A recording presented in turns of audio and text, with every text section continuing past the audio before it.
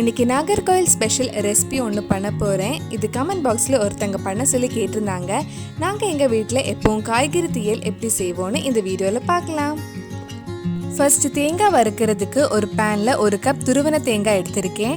அது கூட 1/4 டீஸ்பூன் நல்ல மிளகு, 1/4 டீஸ்பூன் வெந்தயம், 5 பல் பூண்டு, கடைசியாக தீயல் கொஞ்சம் திக்காக கொழுப்பாக இருக்கிறதுக்கு 1 டீஸ்பூன் பச்சரிசி ஆட் பண்ணி வறுக்கலாம். தேங்காய் வறுக்கிற டைமில் நம்ம காய்கறியும் வேக வைக்கலாம். அதுக்கு 2 கப் தண்ணி எடுத்திருக்கேன். தண்ணி சூடானதும் ஃபஸ்ட்டு சேனைக்கிழங்கு வேக வைக்கலாம். நான் 100 கிராம் சேனைக்கிழங்கு எடுத்திருக்கேன். இது மூடி வச்சு வேக வைக்க போகிறேன். தேங்காய் ஒரு 2 நிமிஷம் வறுத்ததுக்கு அப்புறம் கொஞ்சம் எண்ணெய் ஊற்றி வறுக்கலாம். இதுக்கு முன்னாடி நம்ம சேனலில் முட்டை தீயல் வீடியோ போட்டிருந்தேன். நீங்கள் இன்னும் அந்த வீடியோ பார்க்கலன்னா அதோட லிங்க் கீழே டிஸ்கிரிப்ஷனில் இருக்குது. மறக்காமல் அந்த வீடியோ போய் பாருங்கள். கொஞ்சம் கருவேப்பிலை ஆட் பண்ணுறேன். யூஸ்வலாக எப்பவும் பண்ணுறப்ப ஃபஸ்ட்டே கருவேப்பிலை போட்டுருவேன். இன்றைக்கி போட மறந்துட்டேன், அதனால தான் இப்போ ஆட் பண்ணியிருக்கேன். தேங்காய் வறுத்து நல்லா கோல்டன் ப்ரௌன் கலர் ஆயிருக்கு. இப்போ இதில் 1 டீஸ்பூன் மல்லிப்பொடி, 2 டீஸ்பூன் மிளகாய் பொடி ஆட் பண்ணுறேன். இந்த மல்லிப்பொடி மிளகாய் பொடி பச்சை வாசனை போகிற வரைக்கும் கொஞ்சம் வதக்கலாம். இப்போ இதை ஆஃப் பண்ணிட்டு ஆற வச்சிருங்க. சேனைக்கிழங்கு நல்லா வெந்திருக்கு. இப்போ இதில் 2 கத்திரிக்காய், 1 முருங்கைக்காய், 1/2 கப் சின்ன வெங்காயம், 2 பச்சை மிளகாய் போட்டு மறுபடியும் 1 கப் தண்ணி ஊற்றி வேக வைக்கலாம். சில சேனைக்கிழங்கு வேக டைம் ஆகும், அதனால தான் ஃபர்ஸ்ட் அது வேக வச்சதுக்கப்புறம் மற்ற வெஜிடபிள்ஸ் எல்லாம் வேக வைக்கிறோம்.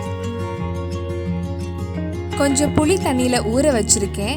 நம்ம 2வது காய்கறி போட்டு ஒரு கொதி வந்ததுக்கப்புறம் கடைசியாக 4 வெண்டைக்காய், தேவையான அளவு உப்பு, 1/4 கப் புளி தண்ணி, மறுபடியும் ஒரு 1/2 கப் தண்ணி ஊற்றி வேக வைக்கலாம். வெண்டைக்காய் சீக்கிரம் வெந்துடும். அதுவும் இல்லாமல் புளி தண்ணியில் வேக வச்சா வெண்டைக்காயில் இருக்கிற மழுமழுப்பு இருக்காது. நம்ம ஃபர்ஸ்ட் வறுத்த தேங்காய் இப்போ ஆறிடுச்சு. இது ஒரு மிக்சி ஜாரில் போட்டு ஒரு 1/2 டீஸ்பூன் மஞ்சள் பொடியும் சேர்த்து அரைக்கலாம். கொஞ்சம் அரைச்சதுக்கு அப்புறம் 1/2 கப் தண்ணி ஊற்றி இந்த மாதிரி நல்லா ஸ்மூத்தாக அரைச்சி எடுத்துக்கோங்க. காய்கறி நல்லா வெந்து இருக்கு. இப்போ இதில் நம்ம அரைச்சி வச்சிருந்த தேங்காவை சேர்த்து மிக்ஸ் பண்ணலாம். நாகர்கோயில் ஸ்பெஷல் ரெசிபிஸ் எல்லாம் உங்களுக்கு பார்க்கணுன்னா அதுவும் கீழே டிஸ்கிரிப்ஷனில் இருக்குது. அந்த வீடியோஸும் போய் பாருங்கள். நம்ம அரைச்ச மிக்சி ஜாரில் மறுபடியும் ஒரு 1/2 கப் தண்ணி எடுத்து இதில் ஊற்றுறேன். டேஸ்ட் பார்த்துட்டு உப்பு புளிப்பெல்லாம் இப்போ அட்ஜஸ்ட் பண்ணிக்கோங்க. இது ஒரு 5 நிமிஷம் கொதிச்சதுக்கப்புறம் ஆஃப் பண்ணலாம். ஒரு பேனில் கொஞ்சம் எண்ணெய் ஊற்றி கடுகு கருவேப்பிலை தாளித்து குழம்புல போட்டால் சுவையான காய்கறி தீயல் ரெடி ஆகிடும். கண்டிப்பாக நீங்களும் இந்த நாகர்கோயில் ஸ்பெஷல் தீயலை உங்கள் வீட்டில் செஞ்சு பாருங்கள்.